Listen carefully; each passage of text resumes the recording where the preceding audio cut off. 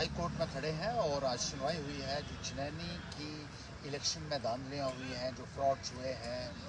और जिस तरीके से गैर कानूनी तरीके से बीजेपी के उम्मीदवार को विजयी घोषित किया गया है, उसके ऊपर आज हाई कोर्ट में सुनवाई थी और हाई कोर्ट ने उसका संज्ञान ले लिया है, प्राइमा फेसाई केस डिक्लेयर कर दिया और हमने उसमें ये बताया है किस तरीके से बहुत बड़े पैमाने के ऊपर चिनैनी में इरेगुलरिटीज़ हुई इलेक्शन में, जिसमें करप्ट प्रैक्टिसेस हुई, जिसमें अनड्यू इन्फ्लुएंस हुआ, जिसमें रिलीजन का इस्तेमाल किया गया, जिसमें विलिफिकेशन कैंपेन की गई, जिसमें डिसइंफॉर्मेशन का इस्तेमाल किया गया,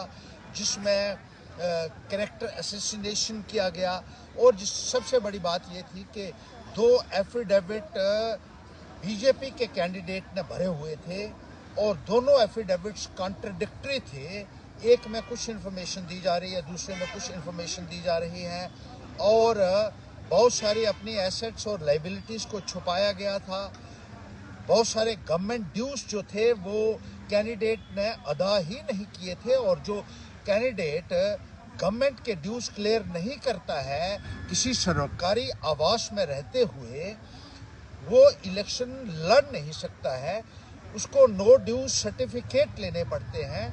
इस कैंडिडेट ने ना तो नो ड्यूज सर्टिफिकेट लिए थे और ना ही अपने फॉर्म को पूरे तरीके से भरा हुआ था। सुप्रीम कोर्ट की ये डायरेक्शंस हैं कि अगर इनकम्प्लीट एफिडेविट हो और कॉलम्स उसके वेकेंट हो तो एफिडेविट एक्सेप्ट ही नहीं किया जा सकता है, उसको सब्सटेंशियल डिफेक्ट माना जाता है। लेकिन इसके बावजूद भी रिटर्निंग ऑफिसर ने उसका साथ देते हुए उसके साथ कोनाइव किया और उसके डिफेक्टिव एफिडेविट को एक्सेप्ट किया,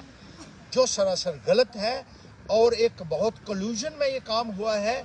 बहुत सारे माध्यम से रिटर्निंग ऑफिसर ने बीजेपी के कैंडिडेट को सपोर्ट किया है। इसी तरीके से कुछ पुलिस के अधिकारी रहे जिन्होंने शराब और पैसा जो है वो लोगों तक पहुंचाने में बीजेपी कैंडिडेट की मदद की है और इसी तरीके से साड़ियाँ बड़े पैमाने के ऊपर बांटी गई, सूट बड़े पैमाने के ऊपर बांटे गए, बैग्स बांटे गए, छतरियाँ बांटी गई, टी शर्ट्स बांटी गई, पैसा बांटा गया और पूरी इलेक्शन को विशिएट किया गया है। This election has been polluted because of the corrupt practices indulged by the BJP candidate in connivance with the official respondents, that is the police officers and the returning officer and all others who were involved in the process of elections. बहुत सारे ऐसे मुलाजिम रहे हैं जिन्होंने खुलेआम BJP के candidate का काम किया। This is also considered a corrupt practice under RPA। उन लोगों के फोटोग्राफ्स हमारे पास हैं कि किस तरीके से सरकारी मुलाजिम, सरकारी अफसर बीजेपी का काम कर रहे थे, गले में बीजेपी का पट्टा बांध के काम कर रहे थे और इसी तरीके से सोशल मीडिया के ऊपर उन्होंने किस तरीके से कैंपेन किया बीजेपी के लिए, उसका भी हमारे पास सारा रिकॉर्ड मौजूद है। किस तरीके से बीजेपी का कैंडिडेट इस किस्म की भाषा का प्रयोग कर रहा था और उसके एजेंट्स ने जिस तरीके से लोगों को गालियां दी और ये कहा कि वो उनकी माताओं और बहनों को सेक्सुअली असॉल्ट करेगा, मोलेस्ट करेगा अगर वो बीजेपी को वोट नहीं देंगे, तो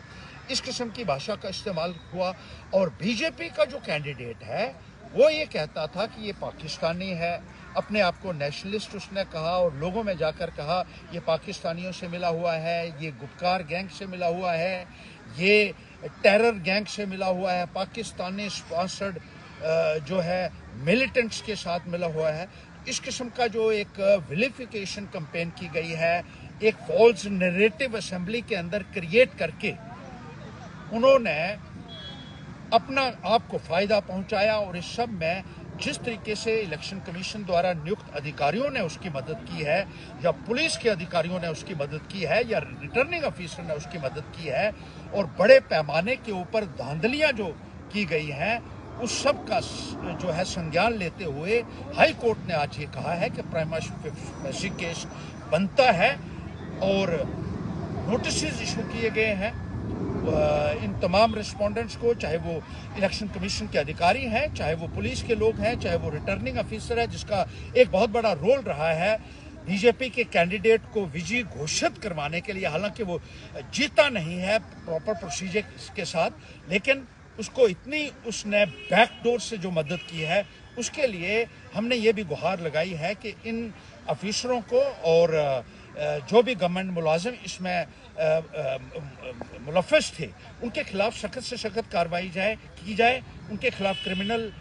जो है कार्रवाई भी होनी चाहिए और उनको नौकरी से फौरी तौर पर बर्खास्त किया जाना चाहिए। हाई कोर्ट ने इस बात को सुना है और नोटिस भी सर्व कर दिए गए हैं। हमारे साथ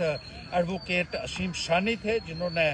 बड़े अच्छे तरीके से इस इशू को टैकल किया है। हमारे साथ वो तहसीना बुखारी जी उसमें थे, राज प्रताप जी इसमें इन्होंने बहुत बड़ा योगदान दिया है, मोहित मनकोटिया जी हैं, उन्होंने बहुत योगदान दिया है, कासव एडवोकेट हैं, उन्होंने इसमें योगदान दिया है, और इसी तरीके से कन्नव हैं, उन्होंने योगदान दिया है, यासीन टाक हैं, उन्होंने इसमें योगदान दिया है, और